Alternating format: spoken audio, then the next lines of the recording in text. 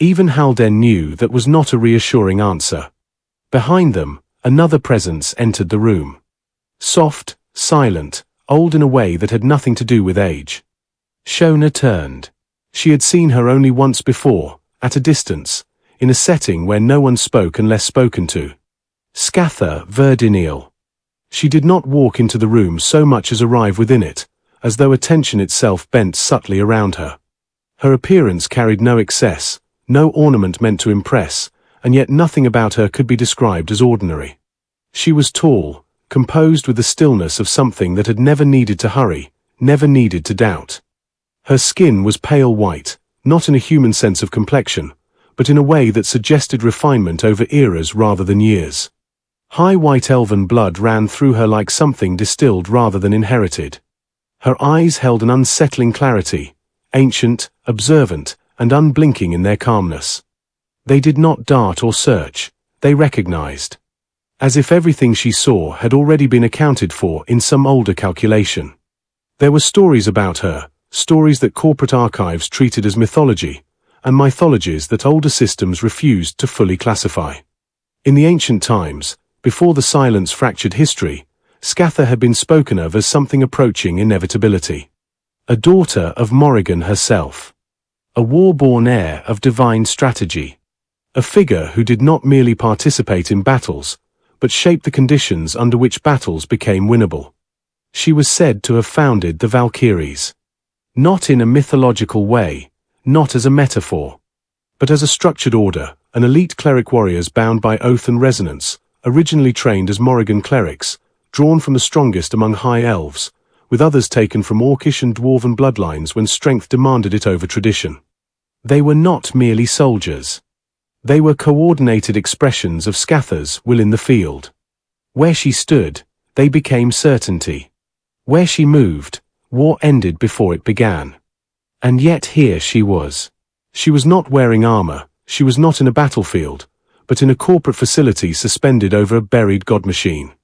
Scatha was young, unchanging, as if time had never found purchase on her existence. Her gaze moved past Halden, then rested on Shona. For a moment, nothing was said. Then, "You felt it. The connection you have with the Omega." There was not question, not even a statement meant to be answered. Something closer to confirmation of an observation already made elsewhere. Shona did not answer immediately.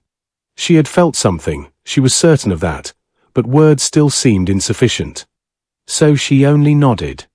Scatha stepped closer, and only then did the room begin to feel smaller, not physically, but conceptually, as though her presence compressed attention itself. She did not look at Morrigan Omega first. She looked at Shona. Something flickered behind Scatha's expression. It was not even an emotion, it was some sort of recognition layered over memory too old to name directly. Then she allowed her gaze to drift briefly toward the machine's live feed. The system did not merely respond to you. It aligned.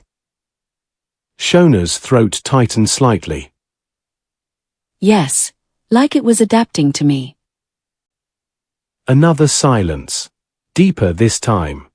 Scatha studied her, not as an asset, not as a candidate, but as something that had deviated from expectation in a way that required classification beyond current models. Do you understand what that implies? Shona shook her head. Not yet. Scatha nodded once, as if that was the correct answer. Good, it would be premature if you did. She turned toward the display again. For a brief moment, so brief it could have been missed, her expression shifted. It was difficult to describe, it was not uncertainty, not fear either. But something closer to the faint recognition of a pattern she had not seen complete in millennia. Then it vanished. Prepare her for live integration. Halden hesitated.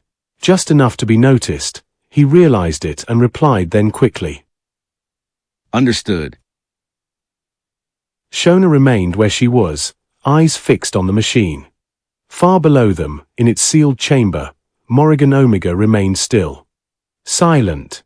dormant. But for the first time since its construction, it was no longer waiting to be used. It was waiting for her.